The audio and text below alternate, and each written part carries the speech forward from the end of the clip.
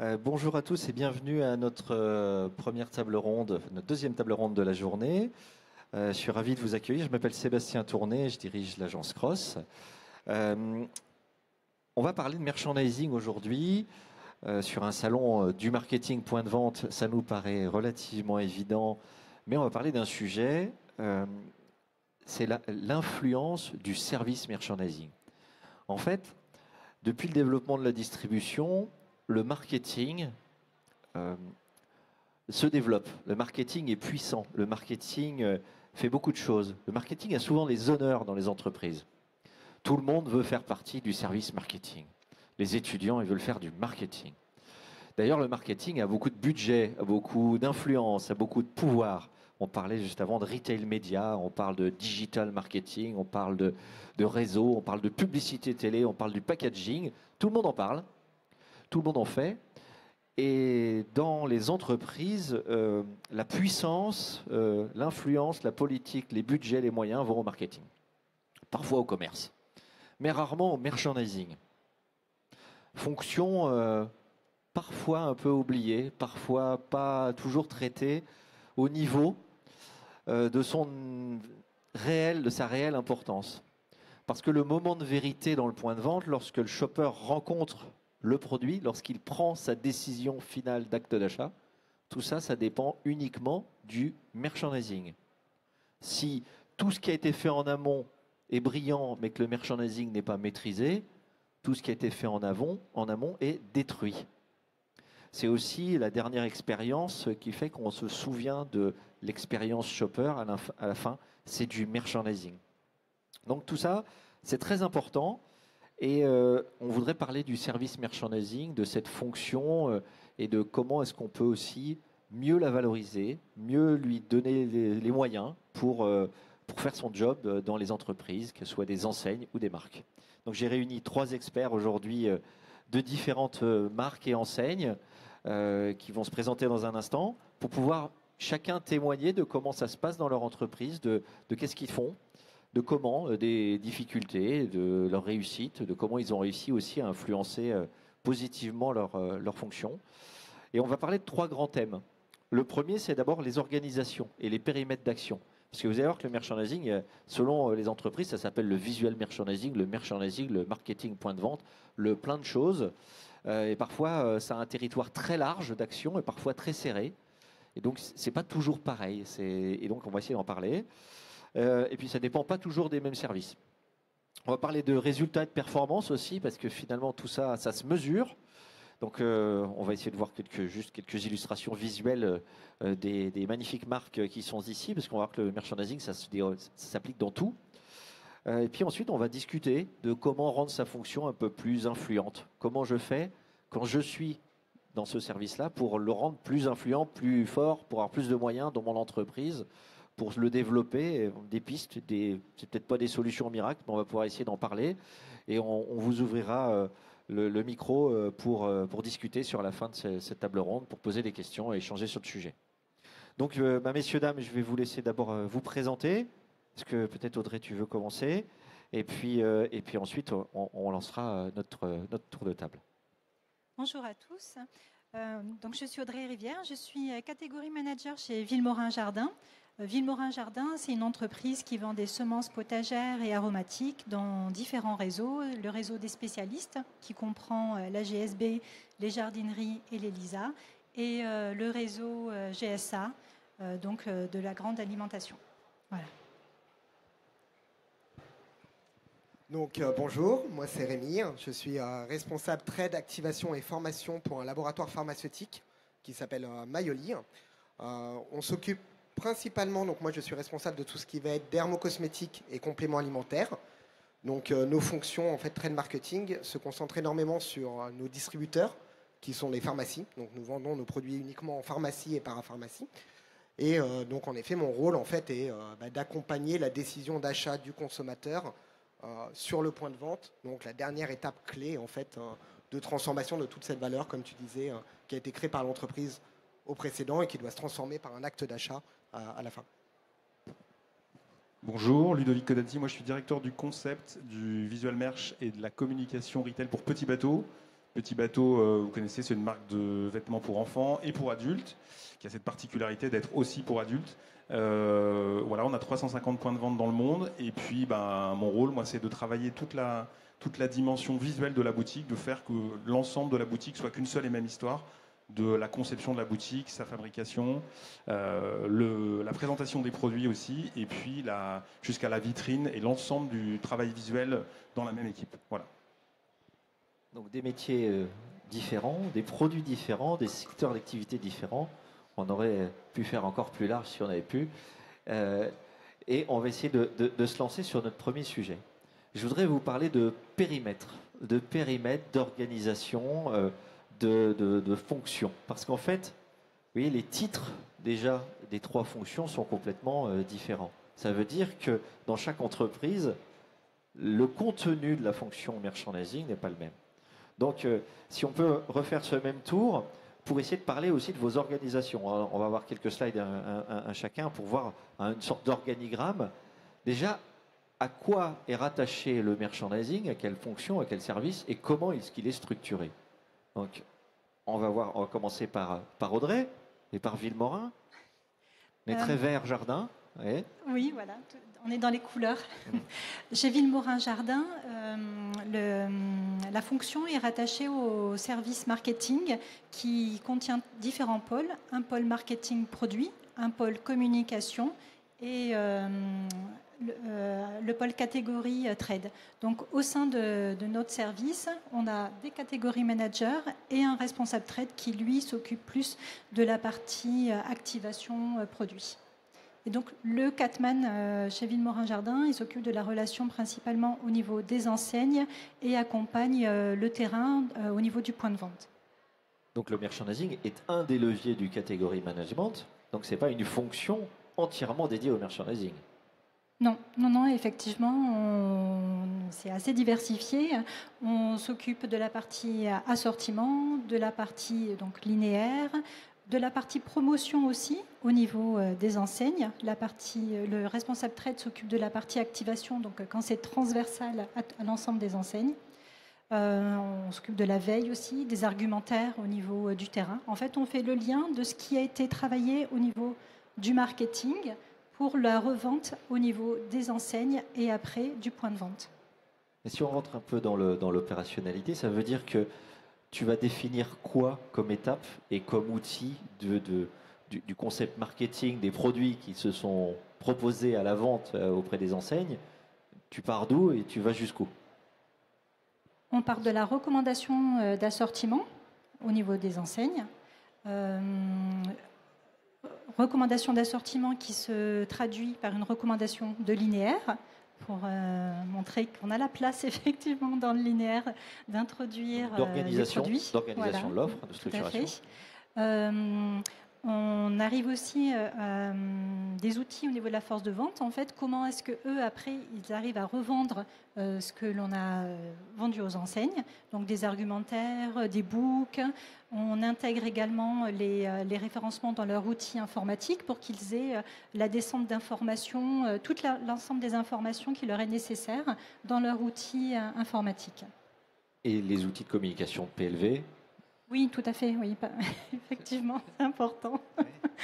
Toute la partie PLV, ILV aussi. Et mobilier, finalement. Oui, la partie display. Oui, parce qu'une particularité de votre métier, c'est que vous fournissez en même temps les broches et une partie un peu plus solide et un peu plus lourde que de la PLV éphémère ou carton. En fait, on s'occupe du linéaire, tout ce qui est linéaire et hors linéaire. Donc, le linéaire, c'est les galeries pour mettre nos petits sachets de semences. Et la partie hors linéaire, c'est ce que nous, on entend par les displays, des comptoirs pour mettre en avant les produits ou pour également mettre nos activations. Donc, un territoire assez large, finalement, de l'assortiment, organisation de l'offre, argumentation de comment revendre les préconisations, création, outils, balisage, mobilier, et donc après, la logistique qui va suivre derrière, sans doute. Oui, tout à fait. C'est assez diversifié. Oui. Bon, merci beaucoup. On va essayer de faire un parallèle. Petit bateau, comment ça s'organise? Petit bateau, notre direction est assez nouvelle dans l'organisation. En fait, le choix, ça a été assez stratégique de placer l'équipe dont j'ai la direction au sein de la marque et de la collection. Il y a une direction marque et collection. Ça a deux raisons. La première, qui est très liée au style et à la collection, c'est comment je peux influencer effectivement la conception de la collection, les choix de collection, la largeur d'offres, parce que je vais introduire la notion de boutique dans la conception des produits. C'est-à-dire, en gros, j'ai plusieurs typologies de boutiques. Comment je suis sûr que mon produit va atterrir bien en boutique, il sera bien merchandisé, il sera à la bonne place, au bon endroit, au bon moment. Et pour ça, faut introduire très tôt cette notion de boutique pour se dire, je donne le champ de contrainte d'une boutique. Une boutique, c'est quoi? C'est un nombre de muraux variable en fonction des typologies de boutiques. Et je veux exprimer mes catégories. Je vous disais tout à l'heure qu'on a de l'adulte. On ne l'exprime pas de la même façon que du bébé, que de la naissance, que de l'enfant. Donc comment je peux donner un brief assez précis de ce que j'attends en boutique? C'est pas un brief de collection. Je ne dis pas le style que j'attends. Je dis les fonctions que j'attends. Et je peux aller jusqu'au gammage. Je veux 4 typologies de teintes parce que je sais que ça, en merchandising, je vais pouvoir l'exprimer fortement. Et parce qu'en fait, cette position aussi dans la direction marque et collection, elle a un vrai travail sur la désirabilité de marque. Je rentre dans une boutique, tu l'as dit un peu avant, ce qu'on retient, c'est ce qu'on voit. Et ce qu'on voit, c'est la présentation des produits. Et si je n'ai pas bien travaillé en amont la conception de l'atterrissage de mes produits et donc aussi mes produits, la désirabilité de marque ne sera pas la même. Si mon merch est un bordel, je vais renvoyer quelque chose d'une marque pas très qualitative. Si j'ai bien travaillé mon merch et que je vais me dire j'ai le bon produit, le bon gammage au bon endroit, je vais commencer à raconter une histoire, à dire je suis une marque de qualité, je suis une marque qui propose du choix, je suis une marque de... Voilà, en fonction de ce qu'on a envie de raconter, on travaille le merchandising associé. Donc c'est pour ça qu'on a positionné cette direction dans la direction de collection pour travailler ensemble, vraiment avec l'offre aussi, au meilleur alignement possible entre l'atterrissage boutique et la conception des produits. Voilà. C'est assez nouveau ça.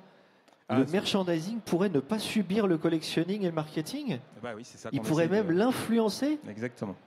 C'est ce qu'on essaie de faire. Alors, j'ai pas vu ça souvent. Hein. Non, c'est nouveau. Et effectivement, l'idée, c'est que on travaille en équipe. Hein, c'est pas deux chapelles qui s'opposent. C'est vraiment de dire comment je veux valoriser mon produit en boutique.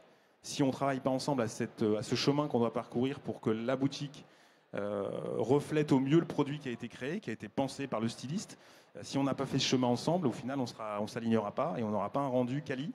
Et l'idée aussi, c'est d'amener cette notion de shopper, de retail, de boutique.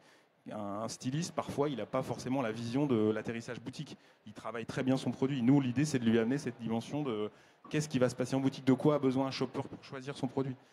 Le gammage de couleurs, par exemple. Voilà, il y a plein de sujets qu'on essaye d'amener comme ça et qu'on travaille. Et ça marche bien, parce qu'on essaye de...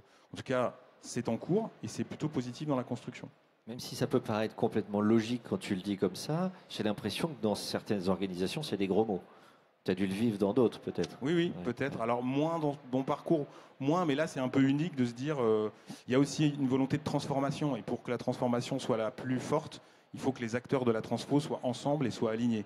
Donc, c'est l'idée. Et là, on sait bien que si on ne travaille pas, si le produit n'est pas pensé pour atterrir en boutique, dans n'importe quelle marque, on sait ce que ça donne au final. Donc, c'est tout l'enjeu.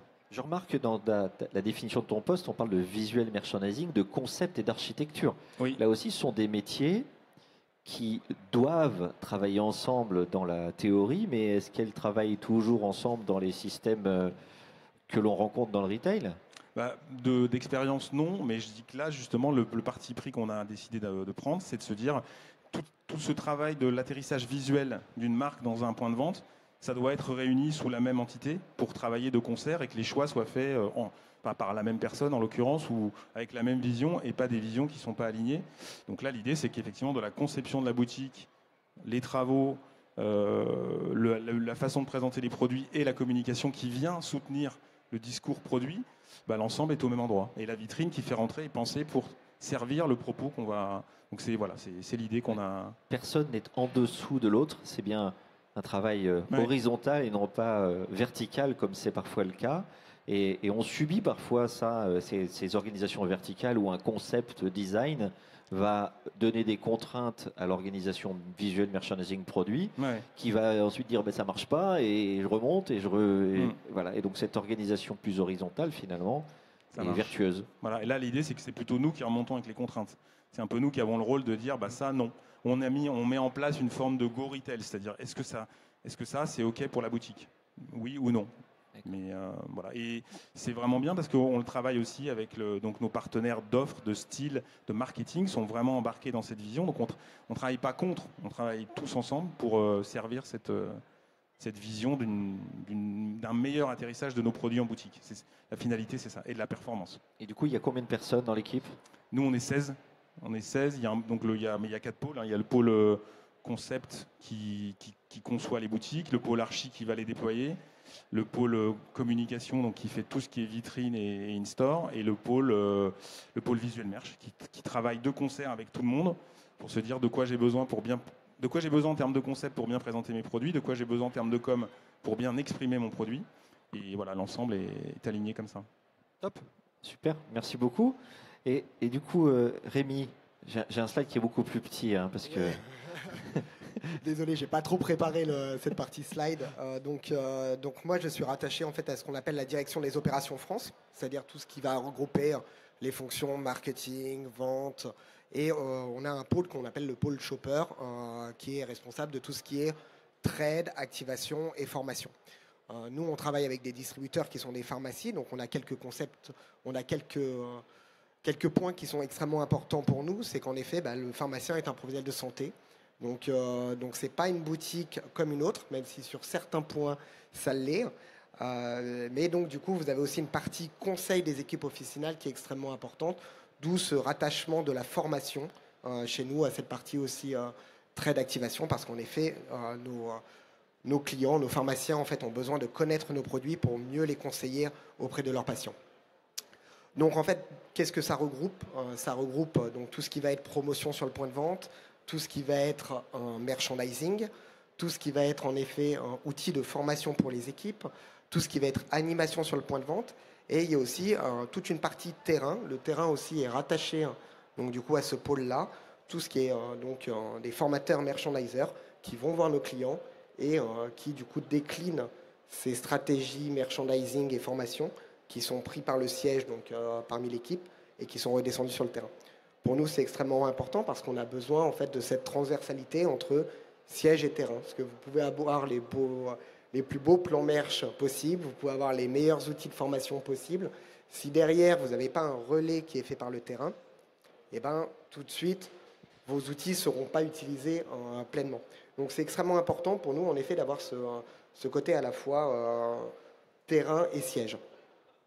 Elle est séparée, cette fonction shopper, elle est séparée de tout ce qui est marketing et commercial. Elle a sa place à elle, puisque vous êtes sur des leviers qui sont à la fois marketing et à la fois commerciaux.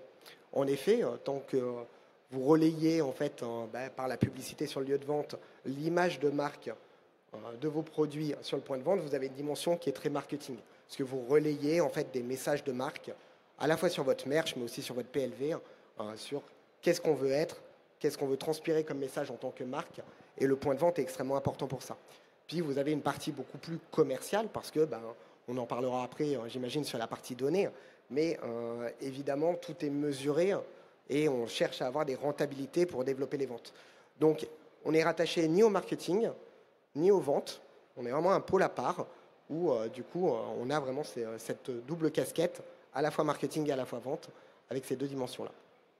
En plus, vous avez une hétérogénéité des points de vente qui explique le fait que le terrain doit avoir une capacité d'adaptation, puisque vous pouvez avoir 5 étagères, 12 étagères, un élément, 2 éléments, un demi-élément, 10 références, 30 références, et un potentiel qui varie, qui n'est pas toujours lié à la taille du linéaire, et un environnement concurrentiel qui varie aussi d'un point de vente à l'autre. Toutes les marques ne sont pas toutes présentes au même endroit. Donc forcément, il y a besoin de capacité d'adaptation à chaque situation. Tout à fait. En fait, nos clients sont extrêmement différents. Les pharmacies, vous voyez des pharmacies de tout type aujourd'hui. Vous avez une nouvelle tendance qu'on appelle les méga pharmacies, qui sont des pharmacies XXL avec des rayons para extrêmement développés. Donc voilà, par exemple, les pharmacies comme Cap 3000 à Nice, Forum des Halles à Paris, RER à la Défense, voilà, des pharmacies qui sont vraiment devenues des méga points de vente qui développent énormément de stratégies merchandising, etc., qui vont être très proches finalement d'un retail un peu plus GMS que d'autres pharmacies qui vont être en effet de taille beaucoup plus intermédiaire Et de la même manière, comme tu le disais, en fait, pression concurrentielle qui est complètement différente, chaland et shopper qui est complètement différente, que vous soyez dans une pharmacie, dans un centre commercial ou une pharmacie de centre-ville, votre clientèle n'est pas du tout la même. Vous avez d'un côté des clients qui vont être fidèles, très attachés aux conseils de leur pharmacien, et puis d'autres pharmacies où en effet on est plus sur de la clientèle de passage qui sait généralement quel produit elle veut acheter et va chercher plutôt du prix et de la promotion plutôt que du conseil des équipes. Merci Rémi. Tu as fait une bonne transition, c'est-à-dire qu'on va parler aussi de résultats, de mesures, parce qu'il y a une organisation, mais finalement, qu'est-ce que vous faites pour de vrai concrètement et comment ça se mesure finalement? Est-ce que vous êtes rentable dans votre métier? C'est quoi l'impact? Parce que vous avez tous les trois abordé deux sujets. Vous avez parlé de commerce, de vente, de commerce, et vous avez parlé de marketing et de marque. Et finalement, bon, c'est peut-être pas que les deux grands sujets, mais c'est les deux grands indicateurs de performance. Est-ce que je fais du bien à ma marque dans le fait qu'elle diffuse un message de marque accessible? Et est-ce que je fais du bien à mon commerce? Et est-ce que j'accélère le nombre de rotations d'unités de vente? Si on peut être très très basique.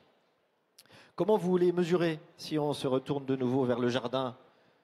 À quoi ça sert ça? Comment ça se mesure? Ça rapporte quoi? Ça se mesure en nombre d'éléments. Dans le jardin, on ne parle pas de linéaire en mètres à proprement parler, comme on peut le faire en GSA par exemple, où on est en mètres développés. Là, on parle en nombre d'éléments. Combien est-ce que j'ai d'éléments de 1,33 m dans mon magasin? Donc ça, c'est une première mesure, en fait, ce linéaire-là. L'autre mesure, évidemment, c'est principalement la part de marché volume que l'on peut avoir. Donc, la rentabilité aussi, on est de plus en plus en fait objectivé sur ce point fort chez Villemorin Jardin. Après, il y a des indicateurs classiques. L'ADN, l'ADV, les rotations. Oui, mais le nombre d'éléments, si je reviens dessus, c'est un peu ta part de voix média finalement de ta marque. C'est combien elle a de panneaux publicitaires qui dit qu'elle existe aussi dans ce magasin finalement. Oui, mais malgré tout, pour avoir l'information sur le nombre d'éléments que l'on peut avoir en magasin, les enseignes elles-mêmes ne l'ont pas. Donc c'est vraiment un indicateur sur lequel on travaille. L'outil principal, notre force en fait, c'est notre force de vente à qui l'on demande de nous remonter l'information. Malgré tout, quand dans des enseignes comme Gamme Vert, vous avez 1000 points de vente, remonter l'information, c'est quand même assez difficile, ou même des enseignes comme Bricomarché, où vous en avez plus de 500. C'est un travail de longue haleine et par contre, on y travaille, quoi. Mais c'est vrai que c'est plus difficile que ce que l'on peut avoir en fait en GSA. Auparavant, je travaillais dans une entreprise d'alimentaire et où là, vous avez les panels qui vous fournissent votre part de linéaire. Dans ce cas-là, c'est vraiment un indicateur qui n'est pas travaillé de la même manière. C'est une mesure qui est un petit peu plus manuelle parce que le nombre de points de vente et la variété est assez importante. Et surtout, ce ne sont pas des enseignes très centralisées finalement dans leur maîtrise opérationnelle merchandising. Elles ne maîtrisent pas tous leurs sujets, elles ne les mesurent pas toutes. Disons qu'il y a des recommandations qui sont faites. Et puis après, la difficulté, en fait, c'est justement, est-ce que la recommandation est bien respectée par notre force de vente, respectée par les magasins, les recommandations des enseignes elles-mêmes, est-ce qu'elles sont respectées au niveau du point de vente? C'est vraiment la difficulté principale que l'on a. Après, on arrive à le traiter lorsqu'on met en place des concepts merch. Par exemple, sur le linéaire fleurs, on a travaillé un nouveau concept d'implantation cette année dans une trentaine de points de vente. Et donc là, on a bien pu mesurer, mais on était plus sur la croissance en fait du rayon que vraiment sur la partie linéaire. Oui, mais la croissance du rayon, donc c'est le plus quantitatif, c'est au moins mesurable en euros. C'est ça? Oui, en volume et en euros, oui, parce que chiffre d'affaires. Le côté qualitatif, j'ai un nombre d'éléments supplémentaires de visibilité, de prise de part de linéaire. Finalement, ça ne se mesure pas en euros à court terme. Pas toujours. Oui. Oui, mais il faut se le dire, c'est que parfois on a des unités, des indicateurs qualitatifs, et des indicateurs quantitatifs. Et les indicateurs qualitatifs, il n'est pas toujours facile de les utiliser pour justifier des investissements. Parce qu'on mesure du quali avec des euros. Mais c'est un peu comme la publicité télé. Parfois, c'est un nombre de vues ou un nombre de likes ou un nombre de clics. Ça ne veut pas dire des euros. Mais c'est lié à un investissement. Dans ce cas-là, justement, ces nouvelles recommandations merchandising que l'on a sur l'ensemble du rayon, puisque l'année dernière on travaillait les fleurs, cette année on a travaillé les potagères, c'est également une vitrine en fait dont on se sert pour la marque, aussi bien à l'étranger, chez nos distributeurs en fait. Donc c'est un levier aussi de montrer qu'on est actif en fait dans ce rayon du jardin qui peine un peu à bouger, les lignes en tout cas. De par sa difficulté, par le nombre de références aussi, parce que quand on a plus de 700 références dans un linéaire, il y a le côté esthétique, mais il y a le côté aussi pratique en fait pour le gestionnaire de rayon. Donc il faut arriver à tout allier. C'est aussi un service pour mon distributeur. C'est-à-dire que si je lui apporte une solution merchandising efficace, facile à entretenir, agréable pour ses shoppers, je lui apporte une réponse servicielle qui va au-delà juste du nombre d'unités vendues supplémentaires. Disons que pour la pérennité du concept, il faut que ce soit facile pour le gestionnaire qui va mettre en rayon au quotidien les produits, parce qu'autrement, le concept ne va pas rester en fait. Ce sera beau quelques mois et puis après, ça partira. Et là, tu parles d'un indicateur de performance qui n'est jamais mesuré par les marques, mais qui est intuitivement mesuré par les enseignes. C'est le temps passé, on va dire la charge salariale associée à un rayon. Et cette charge salariale, si elle est augmentée à cause d'une complexité merchandising, à chiffre d'affaires constant, elle va réduire la rentabilité. Alors que si on arrive à réduire cette charge salariale à chiffre d'affaires constant, on améliore la rentabilité de l'enseigne, ce qui est parfois leur indicateur de performance principal. Justement, on travaille avec deux circuits. Le circuit des spécialistes sur lequel les produits sont commercialisés sous la marque Villemorin, et le circuit GSA sous lequel les produits sont commercialisés sous la marque Vita. Et, réimplanter un rayon comme ça, c'est 1 heure par élément. Donc quand vous avez 3 éléments, voire 5, vous comprenez bien le temps que ça prend à chaque responsable de secteur. Et donc, on a mis en place des linéaires déjà qui partent en fait en magasin complétés, en fait, qui sont déjà livrés, montés et remplis.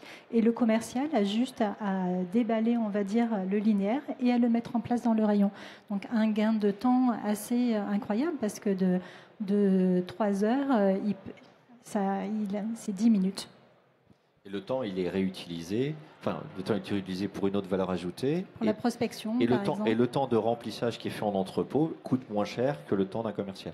Et en fait, cette efficacité merchandising, elle se mesure sur plein d'autres indicateurs de performance que uniquement les unités vendues additionnelles. Il y a toute une chaîne de traitement et on peut aller chercher des indicateurs qui vont valoriser notre métier. Mais ça, malheureusement, c'est pas assez mesuré, valorisé, mis en avant, alors qu'il y a énormément de sources de productivité qui viennent du merchandising. Je vais continuer parce que on va se faire rattraper par le temps à un moment ou à un autre. On a de magnifiques images des derniers concepts qui sont en cours de déploiement. Allez planter des graines, hein, c'est le moment, ça va pousser ensuite, c'est super. Oui, c'est le moment, effectivement, de préparer vos semis si vous voulez avoir des légumes pour cet été. La terre est belle, il y a un petit peu d'eau, un peu de soleil, la température est bonne, c'est le moment. Et en plus, on peut s'habiller en petit bateau en mi-saison. Du coup, si on parle de petits bateaux, comment on évalue la performance du merchandising dans votre organisation? Alors, on a les mêmes KPI classiques, hein, on va dire de suivi de produits, de vente de RC, de performance à la RC, à la RCT. On analyse vraiment ça. Nous, ce qu'on essaye d'avoir toujours en tête dans l'analyse, c'est qu'on a parlé tout à l'heure de désirabilité. Donc la désirabilité, pour nous, c'est une façon aussi de faire du business, c'est-à-dire d'augmenter la performance de nos boutiques.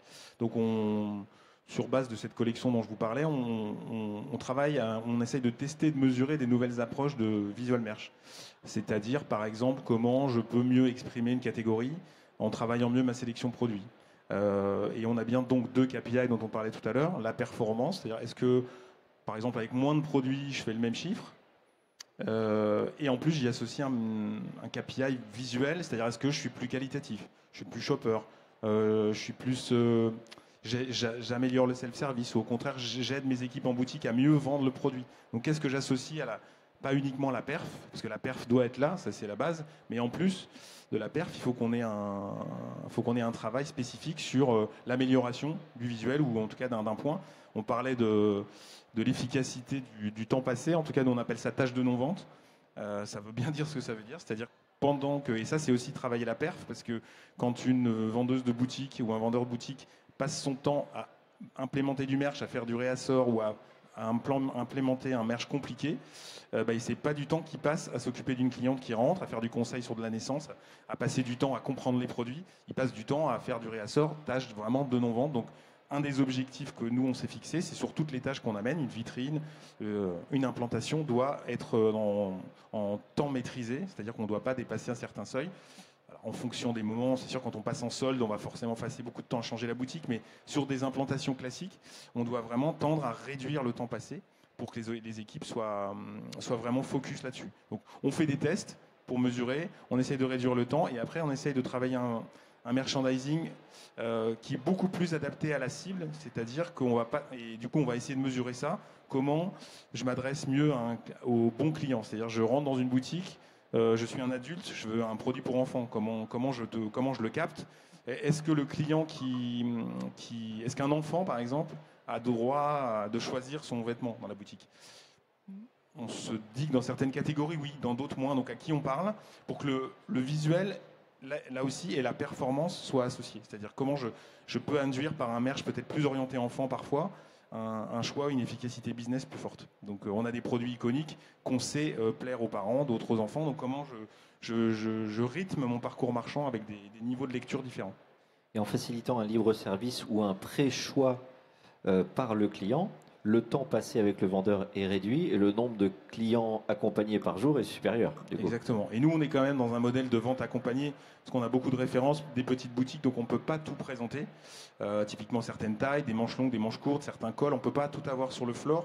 Donc l'idée, c'est de bien présenter l'offre et de se dire que le dernier mètre, et d'ailleurs c'est la valeur ajoutée du service, va être fait par une vendeuse, par un vendeur qui va lui amener l'expérience de marque aussi, le conseil, pour qu'on revienne chercher l'autre t-shirt dans quelques mois. On est bien dans le marketing du dernier mètre. Exactement. Ouais. Et on continue avec Rémi pour la partie évaluation. On a des jolies images assez beaux, le collectionning, l'image pour la marque et la marinière, etc. Je trouvais cette image assez intéressante sur l'attractivité, le message de la marque. Elle nous raconte quand même des histoires assez aisément. Vous avez une jolie marque pour ça quand même, c'est sympa. Jolie marque aussi, mais il y a deux images. Il y a celle-ci, puis il y a la suivante qui va rentrer dans une marque plus complexe d'accès. On va commencer par la plus douce, la plus irrationnelle, la plus émotionnelle des deux. Voilà. Exactement. Ouais, en effet, moi je travaille donc à la fois pour une partie, on va dire dermocosmétique, et pour une partie complément alimentaire. Un complément, ça fait ça. C'est moins émotionnel. Hein. Exactement, on est beaucoup moins dans l'émotionnel. En fait, pour le coup, sur la dermocosmétique, en effet, l'image de marque est extrêmement importante pour le consommateur, et en fait, le choix de la marque va jouer énormément sur son merchandising, sur le visuel qu'on va pouvoir mettre en point de vente et tous ces points-là. Alors que sur la partie complément alimentaire, vous êtes quand même beaucoup plus sur une partie conseil professionnel de santé. Et donc les leviers ne sont pas exactement les mêmes sur la partie trade marketing. On n'active pas forcément les mêmes leviers, que ce soit pour de la dermo, que ce soit pour du complément alimentaire. Il y a une des deux photos où tu es derrière le comptoir. Tout à fait, exactement. Donc forcément, on n'est pas en libre service systématiquement. Exactement. En effet, la plupart du temps, en fait, on est derrière le comptoir de la pharmacie. Donc, c'est-à-dire que pour le coup, c'est pas votre consommateur qui va prendre la boîte pour trouver les informations qu'il cherche, mais plutôt en fait du coup le préparateur en pharmacie ou le pharmacien qui va vous donner le produit qu'il considère le plus approprié en fonction de votre état de santé. Donc, c'est quand même des leviers qui sont très différents. En point de vue de KPI, la difficulté qu'on a, c'est qu'on a 3500 clients qui distribuent nos produits. Donc, 3500 clients qui ont des datas, mais sur lesquels il faut les consolider. En effet, vous avez des choses qui sont très faciles à mesurer. Vous faites une animation en point de vente. Bon, vous savez quel est le panier moyen que vous avez sur ce point de vente-là. Vous faites l'animation, il y a un objectif de résultat, vous l'atteignez, vous ne l'atteignez pas. Très simple. Vous faites de la formation sur un produit. Est-ce que la formation a porté? est-ce que réellement, du coup, votre préparateur ou votre client va plus vous conseiller qu'il ne vous conseillait avant? Et là, ça devient beaucoup plus complexe. Et donc, on est vraiment sur un métier de l'humain. Et c'est pour ça qu'en fait, on a ce rattachement à la fois des équipes sièges et des équipes terrain, parce que vous avez 3500 clients qui sont complètement différents et sur lesquels il faut échanger. Et donc, voilà, on a des personnes qui, donc à la fois les commerciaux et à la fois les formateurs, merchandisers, qui doivent échanger en permanence avec leurs clients pour adapter, que ce soit les planogrammes, que ce soit adapter les formations, les leviers qu'on va pouvoir mettre dans ce point de vente, parce que comme on le disait tout à l'heure, en plus, de toute façon, que vous soyez dans une pharmacie de passage ou dans une pharmacie de centre-ville, vous n'avez même pas non plus les mêmes leviers. Donc, l'humain est très important chez nous, même si évidemment, après, on a des datas qui sont très macro. C'est-à-dire que comme pour tout le monde, on travaille avec des panélistes, on va avoir les résultats au niveau nationaux, comment performe la marque à un point, à un moment T, etc. Oui, mais en moyenne. Et en moyenne. Sauf que la pharmacie en moyenne est une grosse différence avec les cartes types. Hein. Tout à fait. Alors déjà, il y a des grosses différences avec les cartes types. Et puis en plus, généralement, vous faites des campagnes qui sont 360. C'est-à-dire que vous allez à la fois activer votre marque en média, puis sur le point de vente. Donc qu'est-ce qui vient du média, qu'est-ce qui vient du point de vente? Tout cela, en effet, est difficilement mesurable. Donc il y a une partie, en effet, qui est très quali. Et par contre, en effet, sur des opérations beaucoup plus commerciales. Donc là, vous faites de la promotion. Sur une promotion, vous savez exactement quel est l'incrémental qu'a rapporté la promotion. Ça dépend des leviers. Et ça reste quand même beaucoup de l'humain, en fait, chez nous, puisque voilà, 3500 distributeurs de nos produits. La pharmacie mesure historiquement surtout son sell-in. Exactement, en effet, quand vous travaillez la partie commerciale, c'est pour ça qu'on a créé cette fonction de formateur merchandiser.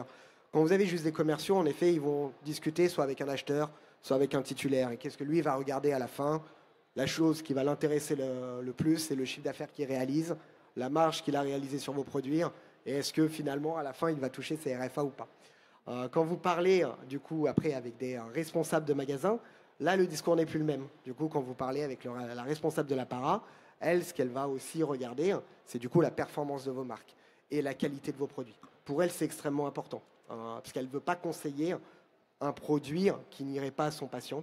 Donc évidemment, oui, il y a cette partie qualitative. Le merchandising, il a deux cibles. Il a le shopper qui doit tout seul comprendre et trouver son produit, mais l'autre cible, c'est le vendeur, qui pourrait être la même chose chez Ludovic, mais en pire, parce que chez Ludovic, il maîtrise les produits. Comme ils ont X marques et qu'il y a un turnover fait qu'ils ne sont pas tous formés au contenu de chaque marque, de chaque gamme, etc., le merchandising doit être une pédagogie pour le vendeur dans la pharmacie afin qu'il puisse faire son action de conseil. Tout à fait. Et le merchandising, mais même au-delà de ça, la conception produit même, le packaging, tout ce qui va favoriser en fait la bonne compréhension de nos produits est extrêmement important. Et en effet, après, sur la partie merchandising, il faut savoir segmenter les produits pour que les consommateurs d'un côté, mais aussi les conseillers puissent s'y retrouver facilement. Vous êtes sur la dermocosmétique, il faut bien séparer tout ce qui va être anti-âge de tout ce qui va être produit acné, qui va être produit d'hydratation, que ce soit pour le corps, pour le visage. Donc en effet, ça c'est extrêmement important. De la même manière, sur le complément alimentaire, vous segmentez par unité de besoin. Donc est-ce que vous êtes sur des produits pour la vitalité, des produits pour le stress, des produits pour renforcer votre immunité, etc., etc. Et donc on a un impact à la fois donc, dans le sell-in, parce que le sell-out va pousser le sell-in, va permettre de reprendre plus de commandes, dans l'image et la notoriété de marque, parce que je vois bien Probiologue, et félicitations depuis ces dernières années, parce que Probiologue, quand on a commencé à bosser ensemble il y a quelques années, on avait 5 unités de produits dans un tiroir. Je vois que 5 ans plus tard, il y a une demi-descente ou une descente complète. Ça veut dire qu'il y a des extensions de gamme et que la marque existe. Avant, ce n'était pas une marque, c'était une somme de produits qui répondaient à des unités de besoin. Et grâce à des extensions marketing et merchandising, quelques années plus tard, c'est une marque qui ici se compare à Pilège. Et tout le monde connaît Pilège, tout le monde ne connaît pas Probiologue. Donc, quand on a un merchandising qui est en capacité de donner une notoriété de marque dans chaque point de contact, ça coûte un petit peu moins cher qu'une publicité à la télé. Tout à fait. Ça coûte même beaucoup légèrement moins cher. Non, je crois. Hein. Ça coûte même beaucoup moins cher. Après, en effet, comme on le disait, après c'est la question d'exécution. C'est-à-dire qu'en effet, vous pouvez faire des planos et en effet avoir une vision idéale de votre marque. Il faut qu'elle soit applicable sur le point de vente et qu'elle soit comprise en effet par les équipes, le pharmacien, etc. On peut prendre aussi comme exemple des marques de dermocosmétiques. En fonction de là où vous allez être positionné dans l'univers dermocosmétique, c'est l'image même de votre marque qui va en ressentir. Si vous êtes à côté de La Roche-Posay, ce n'est pas du tout la même chose que si vous êtes à côté de La Rosée. L'image de marque n'est pas la même et donc ça détermine très bien quelle image vous voulez donner à votre consommateur. Et Topicrème est à côté de qui alors? Alors, Topicrème, aujourd'hui, on essaie de le positionner le plus possible du côté de SVR, mais vous avez encore, parce que historiquement, en fait, c'est un produit qui a été beaucoup utilisé, donc ce qu'on appelait une marque ethnique, c'est-à-dire beaucoup utilisée par les peaux noires. Et donc, on retrouve souvent, en fait, cette marque encore sur le côté ethnique, et alors que nous, on voudrait qu'elle soit à la fois ethnique, il n'y a aucun souci, on n'a aucun problème sur cette partie-là. Mais si on veut aller chercher du consommateur supplémentaire, aujourd'hui, il faut aussi pouvoir vous étendre vers d'autres segments. Et donc, en effet, là où vous allez être positionné, c'est extrêmement capital, puisque si vous restez côté ethnique, vous n'augmenterez pas votre panier de vente. Donc on sort du micro-merch habituel, du planogramme de ma marque, mais bien du macro-merch auprès de qui je suis. Et ça, c'est pas la même négo, a priori. Tout à fait. Et de la même manière sur la partie complément alimentaire, que vous soyez derrière le comptoir ou en partie libre-service, c'est pas non plus la même image que vous voulez véhiculer. Derrière le comptoir, vous êtes vraiment sur une marque de conseil, c'est-à-dire que vous vous associez presque à du médicament, même si vous restez du complément alimentaire. Quand vous êtes en parapharmacie, là, pour le coup, vous êtes plus sur des marques, en effet, où c'est le consommateur qui va faire son choix. Et donc, c'est pas la même image de marque non plus. Donc, il y a un indicateur de marque qui n'est pas facile à mesurer, mais une grosse influence sur le territoire marketing perçu et pas uniquement sur les ventes à court terme. Donc on se rend bien compte qu'il y a plein de moyens de mesurer la performance de notre merchandising et c'est pas toujours mesuré, mesurable, on ne donne pas toujours les outils, alors que finalement la valeur réelle de l'action merch et du service qui s'en occupe, elle est beaucoup plus puissante que ce qui est perçu dans des sphères peut-être parfois élevées des entreprises. Non, tout à fait, parce qu'en fait, elle accompagne la stratégie des marques. Et c'est sa traduction opérationnelle après sur le point de vente qui fait du coup que cette stratégie vit et existe pour le consommateur.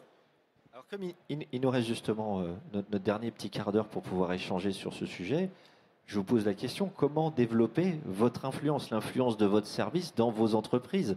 Comment vous y arrivez, vous, dans vos entreprises actuelles? Et si notre public est concerné, comment est-ce qu'on peut conseiller nos camarades responsables d'un service merchandising pour qu'ils aillent montrer la puissance de leur action et aillent chercher des budgets, des moyens, des équipes, créer des postes supplémentaires de data analyst ou d'autres choses, mais pour pouvoir pour aller jusqu'au bout de leur action, parce que beaucoup de gens dans le merchandising sont frustrés en disant ah oui, mais moi j'ai pas les moyens de faire tout ce que je voudrais que je faire. Qu'est-ce que vous leur conseilleriez? De communiquer déjà en premier lieu sur les réussites que l'on peut avoir. Par exemple, sur les concepts que l'on met en place actuellement, il y a toute une partie communication interne au niveau de la force de vente, mais pas que, au niveau également des équipes d'administration des ventes, parce que c'est elles également qui sont en contact avec les clients lorsqu'ils appellent et qu'ils ont besoin d'un renseignement, et puis même pour leur intérêt en fait de ce qui se fait au sein de l'entreprise. Communication donc au niveau des enseignes via les présentations que l'on fait en fait de ces recommandations, également via des articles de presse en fait. C'est en ayant un shop award pour faire un peu de pub pour l'événement, parce que ceux qui ont présenté des shop awards aujourd'hui, ceux qui vont gagner quelque chose, et ben en fait la communication est finalement la gloriole de ramener son DG sur place, qui n'a rien fait au début, mais pour aller recevoir le truc dans quelques mois, ça fait partie du sujet finalement de se rendre influent et efficace dans quelque chose. Partager aussi via LinkedIn, c'est un fabuleux réseau pour présenter justement les projets que l'on peut mener. Et parce que il y a de plus en plus en fait, de magasins qui sont sur ce réseau-là et qui prennent part en fait, aux communications que l'on peut faire, qui eux-mêmes mettent en avant également nos propres projets. Donc quand on en arrive à ce niveau-là, on est très satisfait, qui relaient eux-mêmes ce qu'on leur ait demandé en fait, nos projets. C'est quand même un chef de rayon ou un directeur de magasin qui vous fait un article ou qui vous le relaie, il n'y a pas mieux comme preuve finalement. Ouais. Tout à fait. Et puis également en interne, en fait, lorsqu'on a des réunions ou autres, systématiquement, en fait, on relaie nos displays dans les salles de réunion pour que tout de suite le personnel sache aussi l'activation qui a lieu en ce moment-là. Donc, ça permet de transmettre l'information au plus large. Et puis la communication interne via les newsletters aussi. Donc ça, c'est assez global. Bon, après, il y a un travail au quotidien avec les différentes équipes. Ça, c'est une évidence. Donc, surtout communiquer. C'est ton conseil principal. Chez Ludovic. C'est un peu pareil. Moi, je dirais surtout restez pas seul, parce que le merchandising tout seul, c'est bien, mais c'est pas très puissant, ça sert à rien. Il faut vraiment travailler ensemble. Je pense avec cette idée que ça dépend des organisations, mais que c'est forcément un tout. On travaille pas on parlait tout à l'heure de finalité en boutique. Le merchandising, c'est ce que voit le client. Il y a beaucoup de choses avant. Il faut vraiment travailler ensemble à co-construire cet atterrissage, parce qu'au final, s'il n'est pas fait ensemble, il ne sera jamais pertinent. Moi, je garderais aussi l'idée de toujours se dire qu'il faut avoir en tête que ce qu'on voit en boutique, au final, c'est une partie de la marque. Donc ce travail-là de désirabilité, on l'appelle comme on veut, mais en tout cas d'expression de marque, c'est très important, mais ça doit toujours être associé au volet business, parce que le bon produit, au bon endroit, au bon moment, avec la bonne offre, c'est bien un travail d'équipe, c'est pas forcément que du merchandising, et c'est important que cet atterrissage il soit complet. Et le dernier point, je dirais plutôt essayer d'infuser la culture boutique. C'est pas fun, hein, la culture boutique, c'est beaucoup de contraintes, c'est beaucoup de règles, beaucoup d'exécution. C'est pas des mots sympas, mais en même temps, ces mots-là, ils garantissent que ce qu'on réfléchit ce qu'on réfléchit à très haut niveau s'exécute bien comme on l'a décidé. Et ça, c'est clé. Sans cette étape, sans cette contrainte de l'exécution, on ne fait pas grand-chose de qualitatif et de pertinent. Voilà, d'efficace en tout cas. Donc il faut s'allier avec la marque, avec la partie marque, s'aligner avec les services marques. Voilà. S'aligner, certes, mais s'allier, parce qu'en fait, ce sont des services qui ne parlent pas assez ensemble dans certaines organisations, voire même qui sont très très éloignés. Je vais grossir le trait, mais parfois la marque fait son boulot dans son coin et dit bon, écoute, débrouille-toi pour me faire ça sur le point de vente. Là, c'est trop tard, finalement. Mais réussir à faire en sorte de convaincre, mais par quelque part quelqu'un dans la direction plus haute, qu'il va falloir que le service merchandising soit à égalité avec le service marketing ou fasse partie de la même équipe et non subisse ce sujet-là en étant le service tactique au service de quelque chose. Et ça, c'est difficile dans les organisations de convaincre une direction plus générale parfois ou une direction marketing plus élevée de remonter le pouvoir stratégique du merchandising. Rémi, 3 points pour moi qui sont vraiment indispensables et je vais rejoindre vos points. Le premier, on en a parlé, c'est la mesure. C'est-à-dire que le ROI est indispensable à communiquer puisque c'est ce qui fera la finalité de on vous dégage plus de moyens ou pas plus de moyens. Sans ROI calculé ou calculable, vous aurez du mal à obtenir plus de budget. Le deuxième point, c'est en effet, on le parlait, c'est de synergie et de communication. C'est-à-dire qu'en fait, ce service merchandising, trade, tout ce qu'on a pu évoquer, c'est lui qui est en jonction entre plusieurs services qui sont considérés souvent comme antinomiques dans les entreprises. Par exemple, le marketing et les ventes. C'est le pont, justement, entre les équipes marketing et les équipes ventes. C'est aussi un autre pont qui est le pont entre le siège et le terrain. C'est-à-dire que de décliner des stratégies sièges sur le terrain, c'est un autre pont. Donc cette valeur de pont, de cette fonction merchandising, de cette fonction trade, elle est extrêmement importante pour que les entreprises fonctionnent bien. Et en fait, pour moi, le troisième point, et ça reste le plus important, c'est son utilité même. C'est-à-dire qu'en fait, on est au salon du marketing du dernier mètre, mais au-delà de ça, on est du coup la fonction qui concrétise tous les investissements qui ont été réalisés par une entreprise auparavant. Pour avoir des produits, il faut avoir fait de la recherche et développement. Il faut avoir des usines. Il faut avoir des campagnes marketing. Il faut avoir des commerciaux qui vendent les produits. Donc l'entreprise dépense énormément d'argent pour faire en sorte qu'un produit, un service arrive dans un point de vente. Mais si derrière ce produit n'est pas acheté, comme on le disait, vous pouvez avoir la plus belle stratégie de développement produit, vous pouvez avoir l'usine la plus moderne au monde, si derrière les produits ne sont pas achetés, tous ces investissements qui ont été réalisés par l'entreprise sont vains. Et donc ça, cette raison d'être, il faut absolument la partager auprès de vos directions, de votre direction générale, et de savoir réellement leur faire comprendre à quel point c'est stratégique, en effet, de finaliser en fait tous les investissements, tout l'effort qui a été fait par une entreprise en amont pour que les produits soient vendus à un consommateur. Mais pour que ça marche chez vous, est-ce que c'est parce que ton service a réussi à convaincre le marketing ou que le marketing était déjà suffisamment conscient du sujet pour se rapprocher de toi? Alors c'est un sujet de direction générale, c'est-à-dire qu'en fait, en effet, c'est la direction générale qui considère qu'en effet le point de vente est clé. C'est-à-dire qu'au début, donc quand j'ai commencé, j'étais rattaché au marketing, puis j'ai été rattaché aux ventes. Et enfin, on a eu un pôle qui est indépendant. Et c'est ça qui est important aussi, c'est-à-dire que indépendant parce que c'est lui qui permet de réellement faire le pont du coup entre le marketing et les ventes. Et du coup, c'est aussi là où l'entreprise, si vous êtes au même niveau que le marketing et les ventes, l'entreprise, là, on sait qu'elle a compris l'intérêt du point de vente. Et qu'en effet, sa problématique principale, c'est de faire en sorte que son produit arrive entre les mains du bon consommateur. Bon, merci beaucoup. Il nous reste quelques minutes pour des questions-réponses. Donc merci d'avoir tenu le timing, chers amis. C'est pas toujours facile. Il nous reste quelques minutes. Du coup, est-ce que quelqu'un a des questions à poser à nos experts? C'est ouvert, c'est à disposition. On a des micros. Sentez-vous libre. Oui? Non, pardon. N'hésitez pas. Hein. Bon, on était trop complet, trop clair, ou ah, quand même.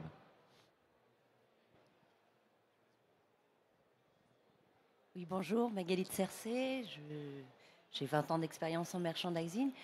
Une chose dont on n'a pas forcément parlé, c'est quels sont les outils aujourd'hui qui nous aident en fait à aller plus vite au sein du merchandising, parce que c'est une fonction où il y a beaucoup d'Excel, de travail des équipes qui travaillent sur de nombreux fichiers. Aujourd'hui, il y a une belle digitalisation dans ce métier. Donc, voilà, quels sont vos outils préférés? Alors, nous, côté laboratoire, en effet, on digitalise de plus en plus nos outils. Et c'est extrêmement important. En fait, c'est important pour deux choses. En effet, vous avez un gain de temps administratif. C'est-à-dire qu'au lieu de renvoyer des données sur des fichiers Excel, etc., aujourd'hui, l'informatisation de toutes ces données, ces remontées de données, permettent en effet des temps d'analyse qui sont beaucoup plus courts. Et donc, en termes de temps administratif, vous y gagnez beaucoup, à la fois pour les commerciaux qui sont sur le terrain, qui, du coup, laissent beaucoup plus le client remonter lui-même ses données, et à la fois pour nous, en tant que laboratoire, en termes d'analyse. Donc, la partie digitalisation, en effet, elle est extrêmement importante et elle permet de fluidifier. Donc, on met de plus en plus nos outils en fait sur ce qu'on appelle du coup des plateformes digitales ou des applications. Et en effet, c'est extrêmement important. On parlait de formation aussi. Le e-learning permet en effet de gagner énormément de temps, à la fois pour nous en tant que laboratoire, à toucher un maximum de personnes le plus rapidement possible, mais aussi pour les équipes, qu'elles puissent le faire à n'importe quel moment, c'est aussi très important. Donc oui, en effet, tous les outils qu'on peut mettre, de plus en plus on les digitalise pour gagner cette efficacité et le temps qu'on y passe. Parce qu'en effet, c'est un métier très chronophage, tout ce qui émerge. Du coup, pour compléter, chez nous, depuis 2 ans, on a une fonction de data analyst, justement pour gérer en fait cette charge de fichiers, aussi bien en nombre qu'en ligne. Alors, Excel, c'est notre ami, mais si on peut gagner du temps sur vraiment le traitement des données et plus de temps sur l'analyse. Donc, il y a cette fonction qui est chez Villemorin-Jardin depuis 2 ans. Et c'est vrai que ça fait quand même gagner pas mal de temps de notre côté, en tout cas, plus pour l'analyse et moins sur le traitement des données. Et donc, cette fonction aussi qui est en cours de création, on va dire, parce que pour l'instant, c'est une jeune étudiante, On a l'ambition d'avoir cette fonction transversale au sein de l'entreprise, en fait, qui puisse être commune pour la partie catégorie management, pour la partie marketing, pour la partie force de vente. Et pour la partie également supply, en fait, en travaillant les sell-in. Donc, c'est arriver à travailler avec l'ensemble des données de l'entreprise, aussi bien sur le sell-in que sur le sell-out. Ça nous permettrait aussi de mieux gérer, en fait, nos stocks, notre production, nos sorties caisses au niveau du point de vente. Donc, on a beaucoup d'espoir sur cette fonction qui est en cours, en fait, de création chez Villemorin Jardin. Vous attendiez peut-être à une réponse IA, c'est une réponse IH. Intelligence humaine, hein, j'ai l'impression plus quand même. Et de ton côté ? Nous, on a un pôle offre qui n'est pas dans notre équipe, qui vraiment travaille l'offre, prépare les visions offres à venir et surtout analyse les performances. Donc c'est plutôt une équipe qui travaille avec nous et avec laquelle on travaille effectivement sur Excel, sur ce genre de choses, avec quelques outils un peu plus pointus dédiés et développés pour nous, mais c'est plutôt ce genre-là. Après, nous, on y associe toujours dans l'analyse et dans le travail l'atterrissage finalement, c'est-à-dire pas que la donnée, pas que le chiffre, mais qu'est-ce que ça rend, c'est-à-dire comment je vais tester les choses avant de les envoyer. C'est-à-dire si je construis l'offre de demain, eh ben, je veux la valider avant qu'elle aille en boutique. Je veux être sûr que la data est bonne, mais que la traduction de la data dans une boutique, visuellement, sur une table, ça fonctionne aussi. Et que je n'ai pas que l'analytique, mais j'ai aussi le visuel, en tout cas. M'assurer que ça match. Du coup, vous faites des tests shopper, des tests... Non, on a une boutique, on teste chez nous et on installe la collection comme on peut l'installer en amont, en avance de phase. Donc c'est très lourd parce que on fait un one shot, mais on s'assure que on fait bien matcher les deux. Ouais. Mais du coup, la réponse n'est pas très technologique. Non. Est-ce que vous avez d'autres questions, remarques, témoignages, situations dans vos entreprises qui seraient comparables et sur lesquelles vous auriez envie de rajouter quelque chose ? C'est le moment ? Bon, du coup, on est pile dans le timing. Merci beaucoup. Merci à tous. Je vous souhaite une bonne journée et un bon salon. Merci. Merci.